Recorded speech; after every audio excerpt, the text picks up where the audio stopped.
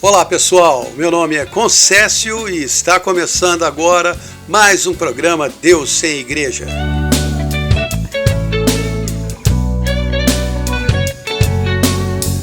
Aqui você vai escutar mensagens cristãs inspiradas, histórias da Bíblia e músicas que tocam o seu coração. Hoje vou falar sobre o amor que Jesus tem por nós. Muitas pessoas não têm noção de quem Jesus é de verdade. Os cristãos sabem que ele é o Filho de Deus. Mesmo assim, a maioria mantém Jesus num pedestal longínquo e afastado das suas vidas. São poucos os que têm um relacionamento íntimo com ele e o conservam bem perto do coração. Algumas outras religiões reconhecem Jesus Cristo como um ser superior, um espírito iluminado, um profeta de Deus ou um mestre divino. Mas estas definições estão muito distantes da verdade. O apóstolo João explicou quem Jesus Cristo é. No primeiro capítulo do Evangelho de João está escrito assim, João 1, de 1 a 9. No princípio era o Verbo, e o Verbo estava com Deus, e o Verbo era Deus. Então Jesus é Deus, e ele também é a palavra de Deus em ação, o Verbo. Ele estava no princípio com Deus, todas as coisas foram feitas por meio dele, e sem ele nada do que foi feito se fez. Tudo que existe nesse universo foi criado por meio de Jesus. Nele estava a vida e a vida era a luz dos homens. Jesus tem a vida em si mesmo e esta vida que ele tem é a nossa luz, a luz de todos os homens. A luz resplandece nas trevas e as trevas não prevaleceram sobre ela. A luz verdadeira que ilumina todos os homens estava vindo ao mundo.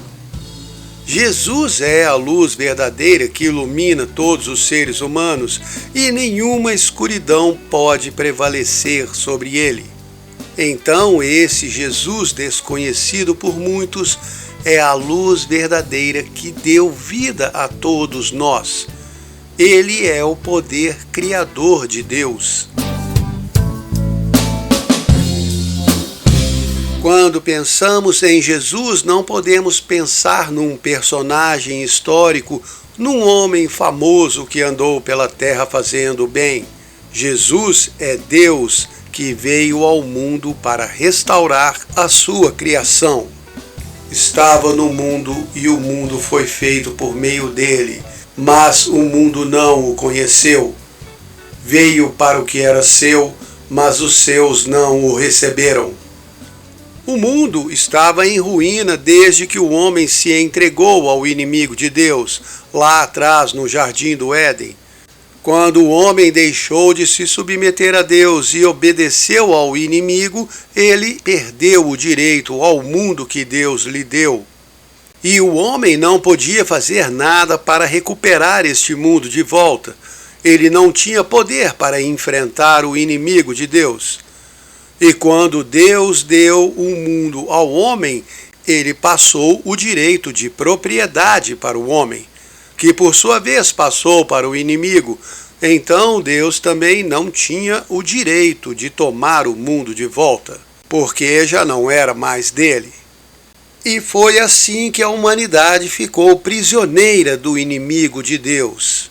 O homem contraiu uma dívida impossível de ser paga. Ele nunca ia conseguir se livrar dela. Mas Deus já sabia que isto ia acontecer e estava preparado desde o princípio. Então enviou seu Filho ao mundo no corpo de um homem. O Deus encarnado veio viver entre nós, veio receber o castigo pela desobediência do ser humano e se entregou como sacrifício por todos nós, para pagar a nossa dívida espiritual. João 1,14. O Verbo se fez carne e habitou entre nós. Vimos a sua glória, a glória como do Filho unigênito do Pai, cheio de graça e de verdade. Quando morreu, Jesus desceu ao inferno para encarar o cobrador das almas dos homens. Mas quando o inimigo veio cobrar a alma de Jesus, deu de cara com seu Criador. E foi ali naquele momento que o diabo foi derrotado. Ele não tinha poder para enfrentar o Filho de Deus e teve que entregar de volta tudo o que pertencia ao Filho do homem. Jesus, como homem, tinha direito e como Deus tinha o poder. E foi assim que ele restaurou toda a sua criação e libertou todos os seres humanos, tanto os que já estavam presos no inferno, como os vivos na terra e todos os que ainda iam nascer. O maior sacrifício de todos tinha sido feito e a dívida foi paga completamente. Jesus ofereceu liberdade eterna para quem quiser receber, como explicou o apóstolo em João 1, 12 e 13. A todos os que o receberam, aqueles que creem no seu nome, deu-lhes o poder de serem feitos filhos de Deus. Filhos nascidos não do sangue, nem da vontade da carne, nem da vontade do homem, mas de Deus. Quando reconhecemos Jesus como Filho de Deus, que morreu por nós, e aceitamos o seu sacrifício na cruz, somos perdoados de todos os pecados, passados, presentes e futuros.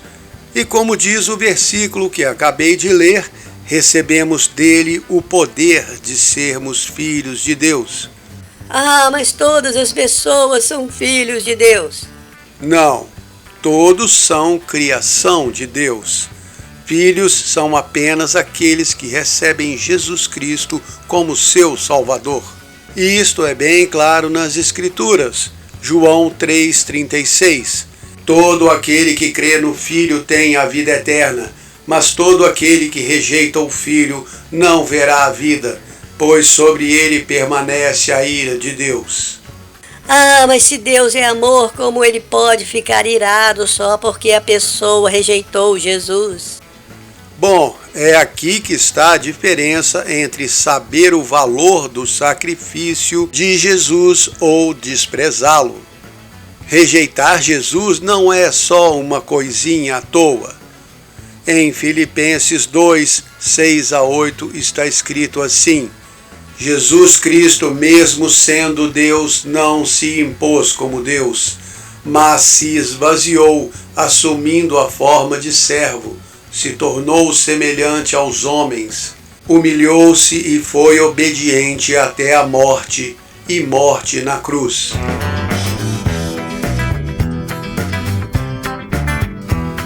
Jesus não veio passear na terra, visitar sua criação e mostrar seu poder e sabedoria.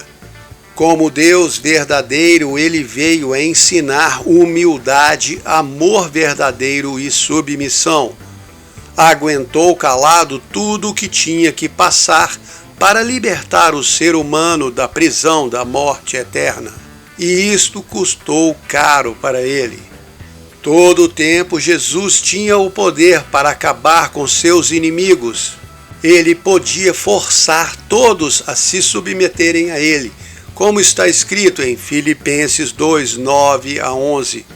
Deus o exaltou acima de todos e lhe deu um nome que é sobre todo o nome, para que ao nome de Jesus se dobre todo o joelho, dos que estão nos céus, na terra e debaixo da terra, e toda língua confesse que Cristo Jesus é o Senhor, para a glória de Deus Pai.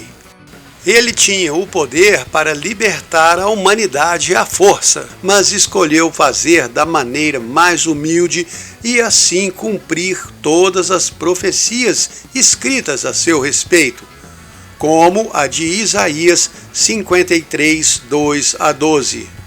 Ele não tinha parecer nem formosura. Olhando nós para ele, nenhuma beleza víamos. Era desprezado e o mais indigno entre os homens. Homem de dores, experimentado no sofrimento. Como um daqueles de quem escondemos o rosto, ele era desprezado e não fizemos dele caso algum. Verdadeiramente ele tomou sobre si as nossas enfermidades e as nossas dores levou sobre si. Nós o consideramos como um que é ferido por Deus e oprimido. Mas ele foi ferido pelas nossas transgressões, foi moído pelas nossas maldades, recebeu o castigo que era para nós, e as suas feridas e hematomas nos trouxeram a cura. Todos nós andávamos desgarrados como ovelhas, cada um se desviava pelo seu caminho, e o Senhor fez cair sobre ele toda a nossa maldade. Ele foi oprimido e humilhado, mas não abriu a sua boca. Como um cordeiro foi levado ao matadouro, e como a ovelha muda perante os tosqueadores, ele não abriu a sua boca. Foi preso, condenado e levado para ser morto, e ninguém se importou com o que ia acontecer a ele. Foi morto com os criminosos e enterrado com os ricos, embora nunca tivesse cometido nenhum crime, nem dito nenhuma mentira. Mesmo assim, o Senhor decidiu fazê-lo sofrer. Ele ofereceu a sua vida como sacrifício para tirar os pecados, e por isso verá a sua posteridade, prolongará os seus dias, e o prazer do Senhor prosperará na sua mão. Ele verá o trabalho da sua alma e ficará satisfeito. Meu servo não tem pecado, mas sofrerá o castigo que muitos merecem, e assim os pecados deles serão perdoados. Pelo que lhe darei um lugar de honra, receberá sua recompensa com os grandes e poderosos, pois ele deu a sua própria vida e foi tratado como um criminoso. Ele levou a culpa dos pecados de muitos e orou pedindo que eles fossem perdoados.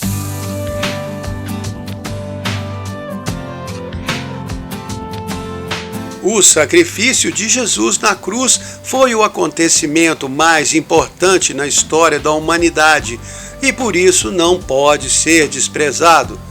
Foi a maior manifestação de amor que Deus podia demonstrar, como confirma o versículo João 3,16. Porque Deus amou o mundo de tal maneira que deu o seu Filho unigênito, para que todo aquele que nele crê não morra, mas tenha vida eterna. Deus também sofreu com a separação do seu Filho, sentiu toda a humilhação, sofrimento e angústia que ele passou até a morte na cruz. Então não tem como considerar pouca coisa o que Jesus fez por nós, principalmente quando você sabe que ele fez de livre e espontânea vontade. Como disse em João 10, 17 e 18. Por isso o Pai me ama, porque dou a minha vida para tomá-la de volta. Ninguém a tira de mim, mas eu espontaneamente a dou. Tenho poder para dá-la e poder para tomá-la de volta. Esse mandamento recebi de meu Pai.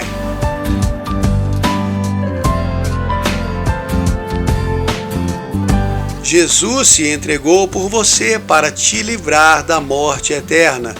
Ele não pede nada em troca, a não ser reconhecimento. Aceite Jesus como seu Salvador. Agradeça a Ele por ter dado a vida por você e peça para Ele entrar no seu coração e te dar a vida eterna. Ah, mas eu não quero virar um crente. Jesus não quer te transformar num crente, Ele quer te transformar num filho de Deus. Ele morreu para garantir que cada filho de Deus possa voltar para a casa do Pai depois dessa vida. E se você precisa de ajuda com a sua vida aqui na terra, pode ter certeza que Jesus vai te ajudar muito mais do lado de dentro do que de fora. Como assim? De dentro ou de fora? De dentro de você. Se você é um filho de Deus que está perdido aqui nesse mundo, lutando no dia a dia, mas ainda não aceitou Jesus como Salvador e nem pediu para Ele entrar dentro do seu coração, então Ele envia os seus anjos para te ajudar, tenta falar ao seu ouvido, te proteger de todo o mal e te guiar pelo bom caminho.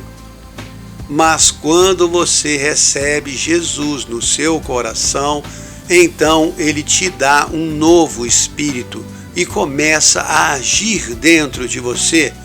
Você recebe o poder de ser um filho de Deus e para onde for vai levar Jesus, porque Ele mora dentro de você. E existe uma diferença enorme entre acreditar em Deus e ter Deus morando dentro do seu ser. Ah, mas Deus não vai morar dentro de mim. Vai sim. Jesus disse em João 14:23: Se alguém me amar, guardará a minha palavra. Meu Pai o amará, e viremos para ele, e nele faremos morada. Cada um de nós tem um monte de coisa que precisa melhorar na vida.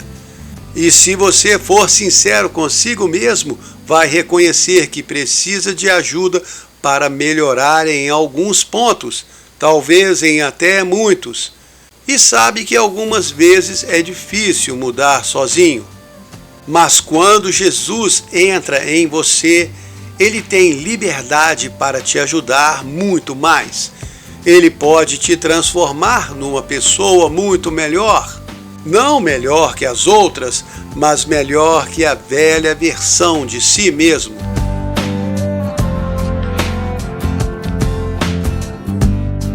Ah, mas eu não quero mudar nada na minha vida, gosto do jeito que eu sou. Ok, tudo bem. Deus não força ninguém a ser o que não quer ser. Por isso, muitas pessoas vão para o inferno depois dessa vida, porque Deus não obriga ninguém a querer ir para o céu. Vai quem quer. Mas se você pelo menos reconhecer que Jesus morreu para te salvar e pedir para Ele entrar no seu coração, pelo menos vai garantir a vida eterna, a sua entrada no céu.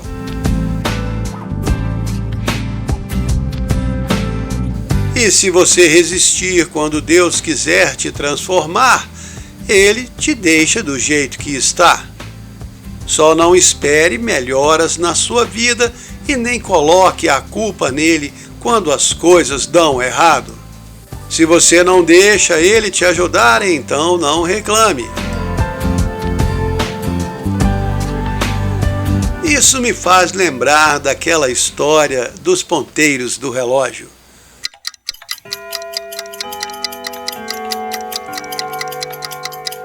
Aconteceu nos tempos de antigamente, quando um homem bem humilde chegou ao relojoeiro levando 2 ponteiros de um grande relógio de parede e disse: Eu preciso que você conserte esses ponteiros para mim. O relojoeiro, curioso, perguntou: O que tem de errado com eles? O homem respondeu: Esses ponteiros estão estragados, eles não estão marcando a hora certa. O relojoeiro respondeu: Eu preciso do relógio para consertar. O homem ficou emburrado e respondeu: O relógio está funcionando bem, são esses danados ponteiros que não querem marcar a hora certa. Mas com muita paciência o relojoeiro disse: Amigo, se você não me trouxer todo o relógio, não tem como eu consertá-los.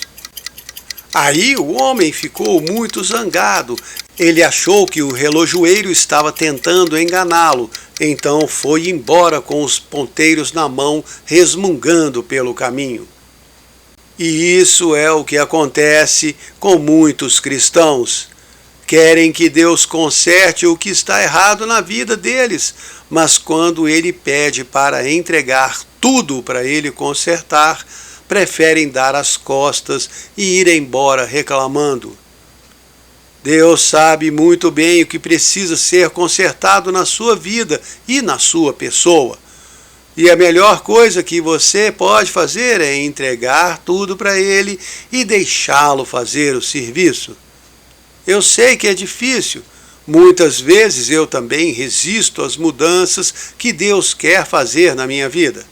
Mas depois acabo reconhecendo que eu estou muito mais seguro nas mãos de Deus do que nas minhas próprias. Eu já fiz bagunça demais para ignorar essa verdade. Lembre-se que para ser moldado, o barro tem que estar maleável nas mãos do oleiro e se submeter a ele.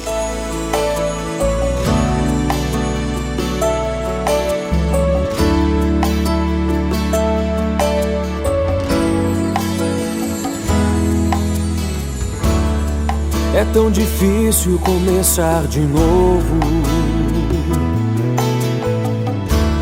quando você pensa que já alcançou. É como morrer cada dia. É tão difícil abandonar os sonhos que você criou. E aí você vê que você não é nada, não. É só uma pecinha nessa grande engrenagem. Mas você luta até o fim, tentando ver algo que seja verdadeiro. Deixa ele quebrar você, ele vai refazê-lo e você vai brilhar com a luz de Deus. Ele é o oleiro, você é o vaso. Deixa ele fazer como ele quer. Não adianta tentar fugir, não há onde se esconder. Somente renda sua vontade a Deus e lhe dê sua vida.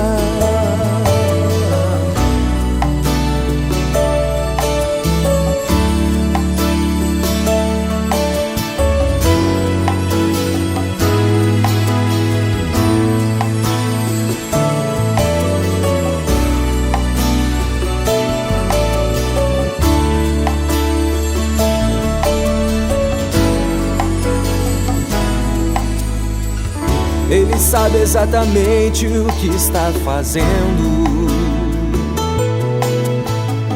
e você faz parte dos planos do Mestre. Mas você pergunta por quê, baixa a cabeça e chora, não consegue entender. E aí você vai até seus limites. Você já sorri no meio das lágrimas. É o amor dele em você.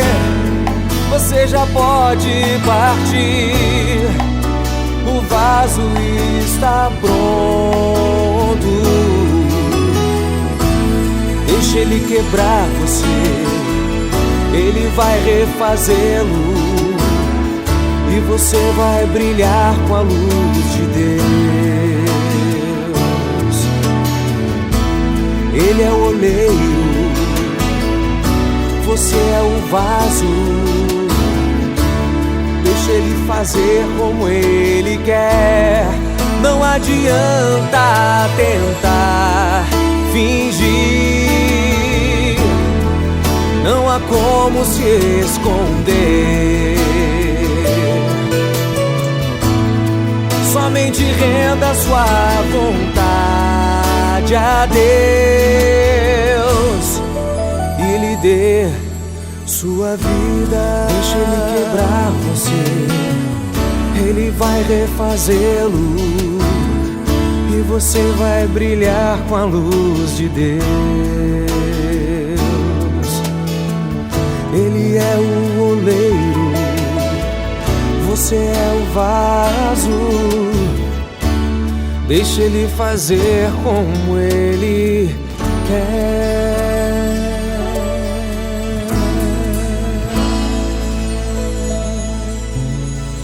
Você está escutando o programa Deus Sem Igreja. Meu nome é Concécio e o tema de hoje é o amor de Jesus por nós. E eu não estou falando só das coisas boas que Ele fez enquanto estava aqui nesse mundo, o que não foi pouco. Ele curou multidões, devolveu vista aos cegos, fez os surdos ouvirem e os mudos falarem.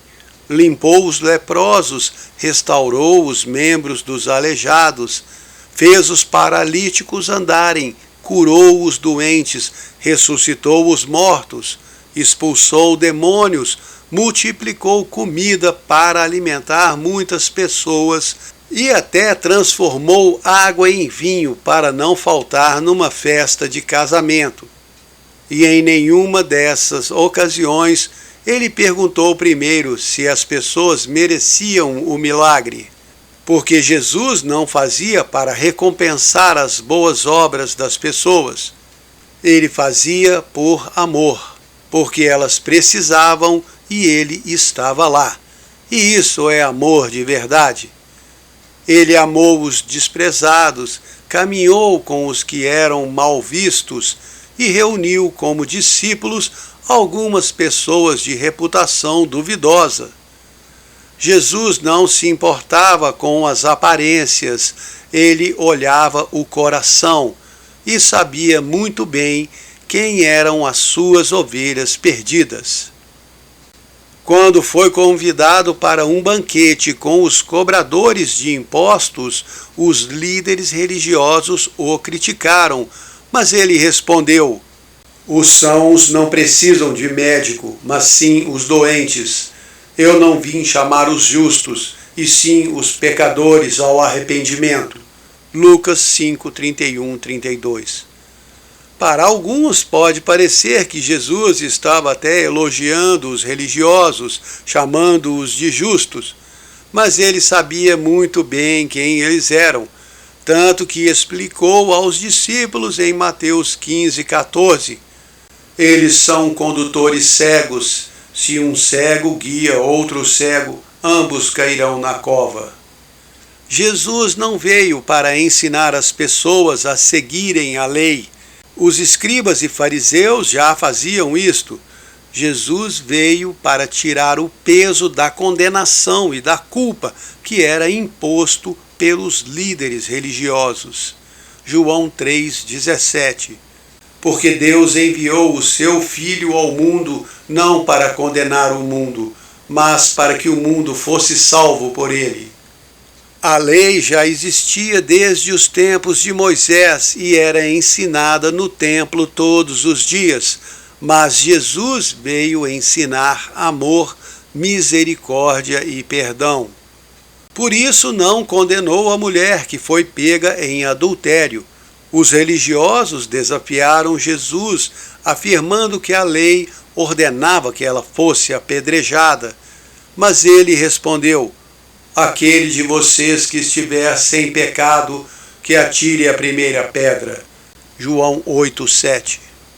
Se você ler com atenção toda a história de Jesus nos evangelhos, vai ver claramente a disputa entre a religião legalista que condena os pecados e exige punição e o amor e perdão de Deus que Jesus demonstrava o tempo todo.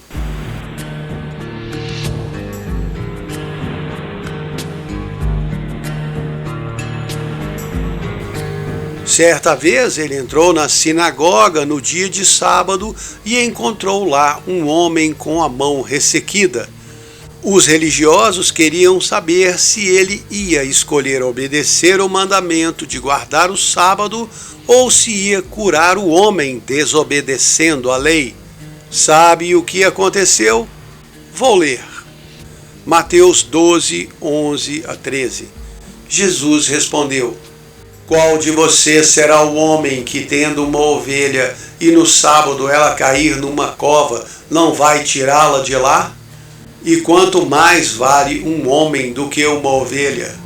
Por isso é permitido fazer o bem nos sábados. E Jesus disse ao homem: Estende a tua mão. Ele a estendeu e a mão ficou sã como a outra. Jesus ensinou aqui que o amor é mais importante que a lei. Mas o impressionante foi a reação dos religiosos depois de verem este milagre.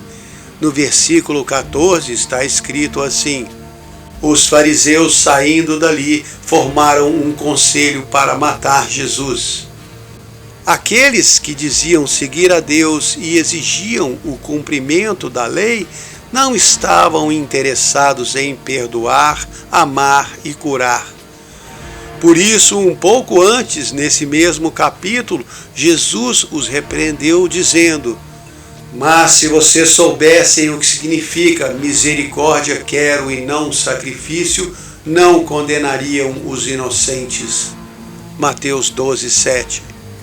Jesus não veio estabelecer uma nova religião, não veio ensinar novas regras, novos mandamentos e mais tradições religiosas. Ele juntou os 10 mandamentos e mais os outros 603 da lei de Moisés e resumiu tudo em apenas 2 mandamentos. Mateus 22, 37 a 40. Amarás o Senhor teu Deus de todo o teu coração, de toda a tua alma e de todo o teu entendimento. Este é o primeiro e grande mandamento. O segundo, semelhante a este, é: amarás o teu próximo como a ti mesmo. Destes 2 mandamentos depende toda a lei e os profetas. Então, o resumo de toda a lei é o amor. Amor para com Deus e para com os outros seres humanos. Se você ama, você não mata, não rouba, não engana, não trai e nem trata mal a ninguém. Se tem verdadeiro amor, você se sacrifica pelas outras pessoas. Não necessariamente um sacrifício de morte, mas de abrir mão das coisas que te agradam para agradar os outros. E às vezes até engolir desaforos e humilhações para não se impor sobre os outros, como fez o próprio Jesus. Ninguém engoliu mais desaforos do que ele, mesmo sendo Deus Filho e tendo poder para subjugar todas as criaturas, ele se humilhou até a morte.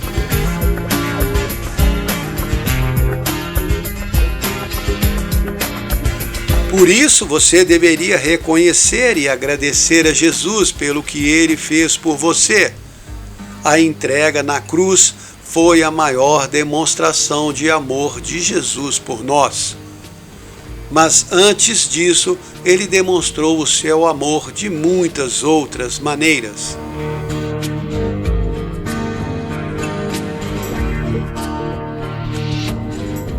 Em Marcos 10, 46 a 52, lemos a história do cego Bartimeu. Quando Jesus saiu de Jericó com seus discípulos e uma grande multidão seguindo-o, o cego Bartimeu estava sentado à beira do caminho mendigando. Ouviu que era Jesus que passava, começou a gritar: Jesus, filho de Davi, tem misericórdia de mim. Muitos começaram a repreendê-lo para que ficasse calado, mas ele gritava ainda mais: Filho de Davi, tem misericórdia de mim. Jesus parou e disse: Chamai-o. Chamaram o cego, dizendo: Tenha bom ânimo, ele te chama. Bartimeu retirou sua capa, se levantou num pulo e foi encontrar com Jesus. E Jesus lhe perguntou: o que você quer que te faça? O cego respondeu: Rabi, eu quero ver. E Jesus lhe disse: vai, a tua fé te salvou. Imediatamente ele começou a ver e seguiu Jesus pelo caminho. Jesus podia ter seguido o seu caminho e deixado o cego lá atrás gritando, mas ao invés disso decidiu curá-lo. Todas as pessoas que curou, Jesus curou por amor e compaixão. Ele não estava exibindo o seu poder, estava usando esse poder para ajudar quem precisava.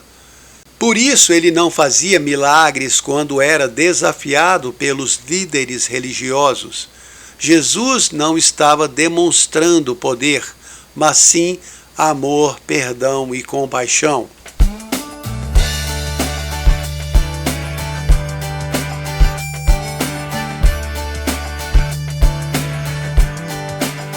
Quando seus discípulos não foram recebidos na aldeia dos samaritanos, eles voltaram indignados e perguntaram a Jesus se podiam mandar descer fogo do céu para castigar esta aldeia. Mas Jesus os repreendeu e disse: vocês não sabem de que espírito são. O Filho do Homem não veio para destruir as almas dos homens, mas para salvá-las. Lucas 9, 52 a 56. Jesus deu aos discípulos uma porção do seu poder, mas não queria que fosse usado para ferir e machucar, mas para curar e confortar. E esta era uma lição difícil de ensinar, pois todos tinham sido criados nos ensinamentos do Antigo Testamento, na lei de Moisés e na regra do olho por olho e dente por dente. Jesus, entretanto, estava tentando lhes ensinar a oferecer a outra face. Ele estava inaugurando uma nova era, como escrito em João 1,17. Pois a lei foi dada por intermédio de Moisés, a graça e a verdade vieram por meio de Jesus Cristo. E Jesus não apenas pregou a sua lei de amor, mas ele viveu e morreu para nos dar o exemplo que deveríamos seguir.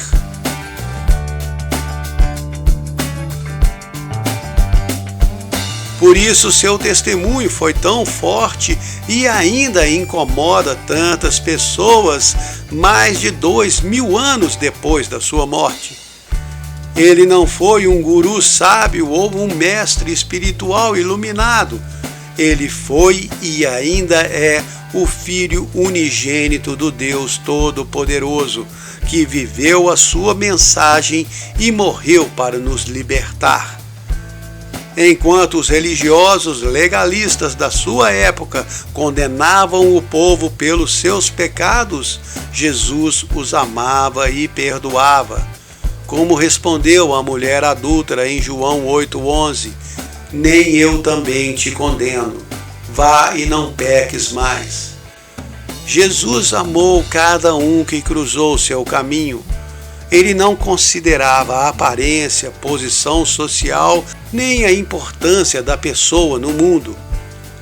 Adultos, crianças, jovens e velhos, homens e mulheres, bêbados ou religiosos, centuriões da guarda ou cobradores de impostos, mulheres da corte ou prostitutas, todos tinham o mesmo valor para ele, e nenhuma situação do dia a dia era mais importante que dar atenção a alguém que precisasse.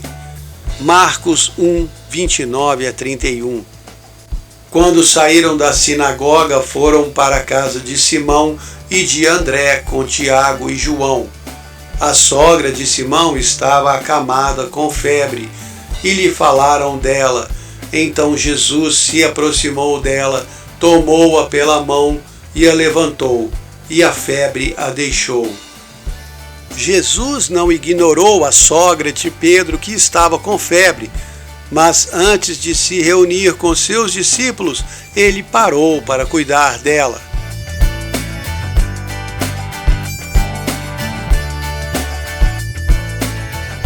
Mateus 19, 13 a 14. Trouxeram-lhe então algumas crianças para que lhes impusesse as mãos e orasse, mas os discípulos os repreendiam. Jesus, porém, disse: Deixem vir a mim os pequeninos e não os impeçam, pois deles é o reino dos céus.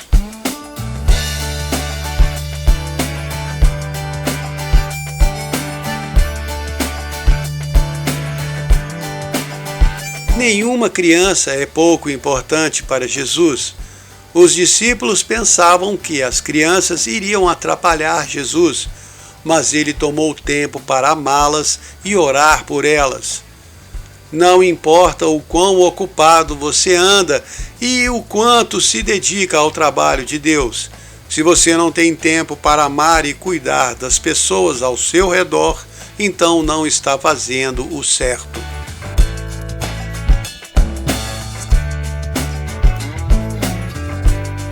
Mateus 9,13. Misericórdia quero e não sacrifício. Timóteo 5,8. Se alguém não cuida dos seus, principalmente da sua família, negou a fé e é pior que o incrédulo.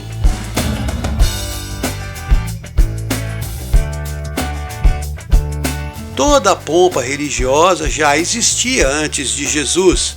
Muitas cerimônias, tradições e regras que deveriam ser seguidas. Tudo era ensinado e passado de geração a geração, mas o amor, a compaixão e a misericórdia foram esquecidos, inclusive por aqueles que se diziam servos de Deus. No capítulo 23 do Evangelho de Mateus, Jesus fez críticas muito pesadas aos líderes religiosos da sua época. Ele os chamou de insensatos, cegos, hipócritas, raça de víboras, e disse que o sangue dos justos ia ser cobrado das mãos deles. Lá em João 8,44, Jesus disse que eles são filhos do diabo. E essa é uma acusação muito forte, mas como foi o próprio Filho de Deus que fez, então devemos aceitar como verdadeira. Mas o que isso tem a ver com o amor de Jesus? Teoricamente, os líderes religiosos do passado e do presente são os responsáveis por ensinar o amor de Deus e de Jesus por nós. É isso que tem a ver. E se você não está aprendendo sobre o amor de Jesus na sua igreja, célula, grupo religioso, seita, ou seja lá o que for, então pare de segui-los e vá seguir Jesus. Mas quem não segue a igreja não está no caminho certo. Lucas 9, 49 a 50. João disse: Mestre, vimos um homem que em teu nome expulsava demônios, e nós o proibimos de fazer isso porque não segue conosco. Jesus lhe disse: Não o proíbam, pois quem não é contra vós é por vós.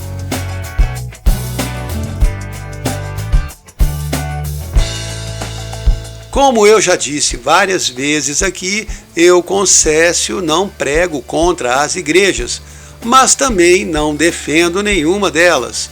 Meu objetivo é ensinar Jesus e as verdades da Bíblia. E hoje estou falando sobre o amor de Jesus por nós. E esse amor não tem nada a ver com o legalismo religioso. Se a sua igreja te aproxima de Deus, te ensina o amor de Cristo, então fique firme nela e ajude a levar outros nesse mesmo caminho. Mas se o caminho que você segue é de condenação, culpa e legalismo, então saia correndo daí e vá seguir a Jesus. Ele precisa muito de todos que querem andar no seu caminho. Mateus 9, 35 a 38. Jesus percorria todas as cidades e aldeias, ensinando nas sinagogas, pregando o evangelho do reino e curando todas as enfermidades e doenças entre o povo. Vendo ele as multidões, tinha grande compaixão delas, porque andavam cansadas e abatidas, como ovelhas que não têm pastor. Então disse aos seus discípulos: a colheita realmente é grande, mas os trabalhadores são poucos. Peçam ao Senhor do campo que envie trabalhadores para a sua colheita.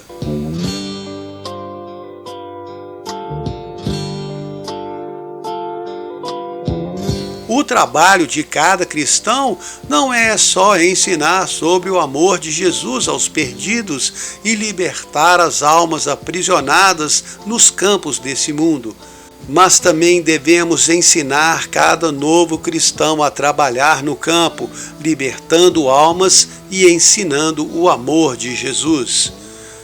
Quando estava orando por nós em João 17, Jesus disse ao Pai: assim como o Senhor me enviou ao mundo, também eu os enviei ao mundo. Ou seja, Jesus enviou cada cristão como um trabalhador para continuar o que ele começou, anunciar as boas novas do Evangelho, a salvação por graça, resgatar as ovelhas perdidas, libertar as almas prisioneiras do inimigo e ensinar sobre o seu amor e misericórdia. Cada um de nós foi escolhido pessoalmente por ele para este trabalho. João 15:16. Não foram vocês que me escolheram, mas fui eu que os escolhi e os designei para que vão e deem fruto, e o seu fruto permaneça, a fim de que tudo que em meu nome pedirem ao Pai, ele os conceda. Ah, mas isso não é verdade, porque eu peço tudo em nome de Jesus e Deus não faz. Mas você está dando fruto? Essa é a condição. Ele te escolheu para você ir e dar fruto. Ou seja, vai ganhar almas para o reino de Deus e depois você pensa em pedir alguma coisa. O seu objetivo não é ganhar coisas de Deus, mas dar coisas para Ele. Mais especificamente, resgatar as almas perdidas nesse mundo. Faça o trabalho que Deus te chamou para fazer e deixe Ele cuidar do resto. Ah, mas Deus não me chamou para fazer trabalho nenhum e eu já tenho muito trabalho aqui. Ele não te chamou ou você que não quis ouvir o chamado? Porque a verdade é que muitos estão tão ocupados com as coisas desse mundo que não querem saber de chamado nenhum. A maioria quer fazer como o profeta Jonas. E para quem não conhece a história do Jonas, eu vou resumir.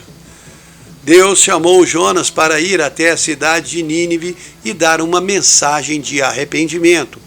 A maldade dos habitantes daquela cidade era muito grande e Deus queria dar uma chance a eles antes de enviar o castigo. Mas acontece que Jonas decidiu que não queria ir. Simplesmente entrou no navio e fugiu para o outro lado. O que aconteceu depois? Deus enviou uma tempestade enorme que estava quase afundando o navio. Toda a tripulação entrou em pânico, cada um clamando ao seu Deus por ajuda. E quando falaram com o Jonas, ele acabou admitindo a culpa de tudo aquilo. Perguntaram a ele o que deviam fazer, e ele respondeu que deveriam jogá-lo no mar. Quando o jogaram para fora do navio, a tempestade acalmou. Deus então enviou um enorme peixe, talvez uma baleia, não sei. E o peixe engoliu Jonas, ficou com ele 3 dias e 3 noites na barriga, e só depois, quando Jonas pediu perdão a Deus por sua rebeldia, foi que o peixe vomitou Jonas na praia da cidade de Nínive. Aí ele foi lá fazer o trabalho que tinha sido chamado para fazer. Quem quiser ler toda essa história com detalhes, é só procurar o livro de Jonas na Bíblia. Está no Antigo Testamento. Ah, mas essa história é uma fábula inventada. Eu pessoalmente acredito em tudo o que está escrito na Bíblia. Inclusive acredito em tudo o que Jesus falou. E Jesus citou a história de Jonas lá em Mateus 12:40. E se ele usou essa história como referência, então é porque é verdadeira. Jesus não falou nenhuma mentira. Mas eu trouxe essa história aqui apenas para lembrar a todos os cristãos que estão me ouvindo da sua responsabilidade. Não comigo e nem com sua igreja, mas com Deus e com as ovelhas perdidas. Depois que ressuscitou, quando Jesus encontrou Pedro lá na praia, ele perguntou 3 vezes: Pedro, você me ama? Então cuida das minhas ovelhas. João 21:15-17. E antes de ser levado ao céu, Jesus disse lá em Marcos 16:15: Ide por todo o mundo e pregai o evangelho a toda criatura. E ainda lá em Mateus 28:19: Vão e façam discípulos de todas as nações.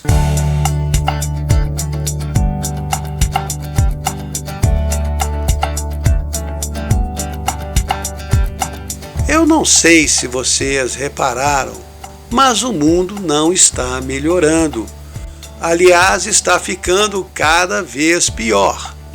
Eu sei que isso faz parte das profecias do tempo do fim, mas enquanto estava escrevendo esse programa, me veio à mente uma das razões por que o mundo piorou tanto. E foi porque os cristãos amoleceram. Eles deixaram de pregar o Evangelho com a mesma garra, determinação e esforço dos primeiros discípulos.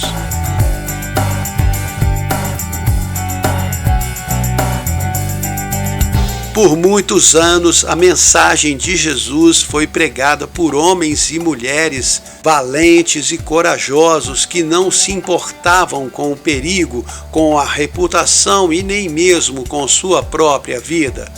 Eles pregavam como se fosse a coisa mais importante do mundo, porque é.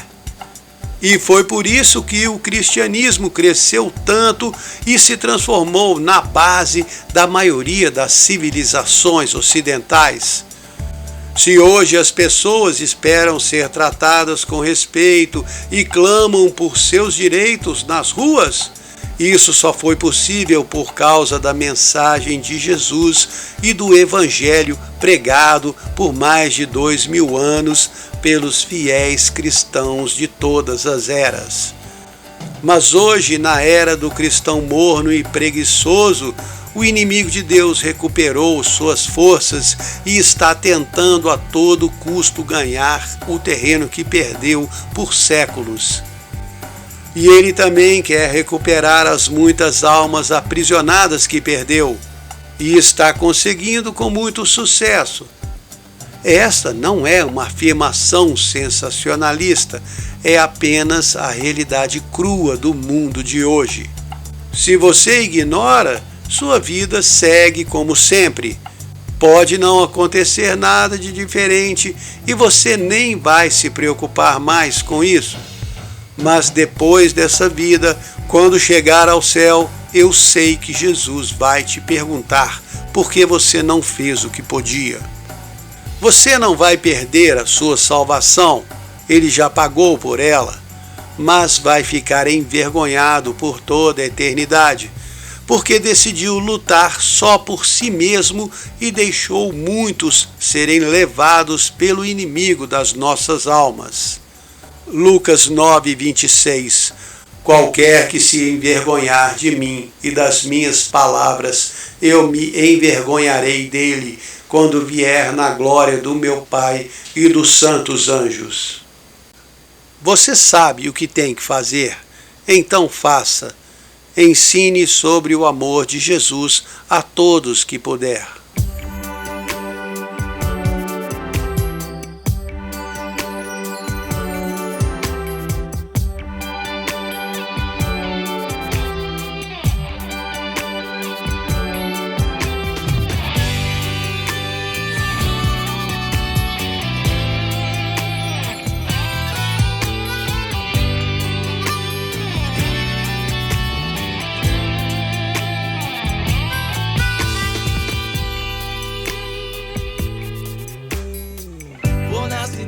Passear, vejo o povo caminhar com tristeza no olhar daqui pra lá.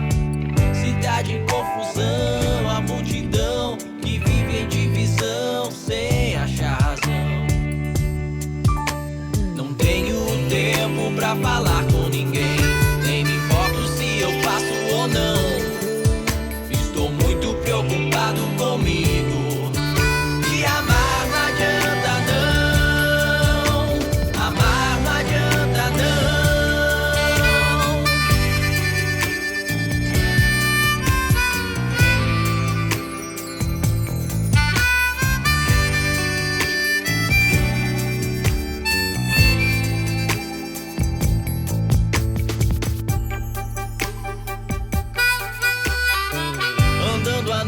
Solitário procurando a verdade, mas não consigo encontrar. Queria dar um tempo e descansar, sair desse estresse e aprender como amar. Irmão, alguém nos enviou aqui somente pra falar com você. Tem que olhar pra Jesus, irmão. Ele vai guiar você.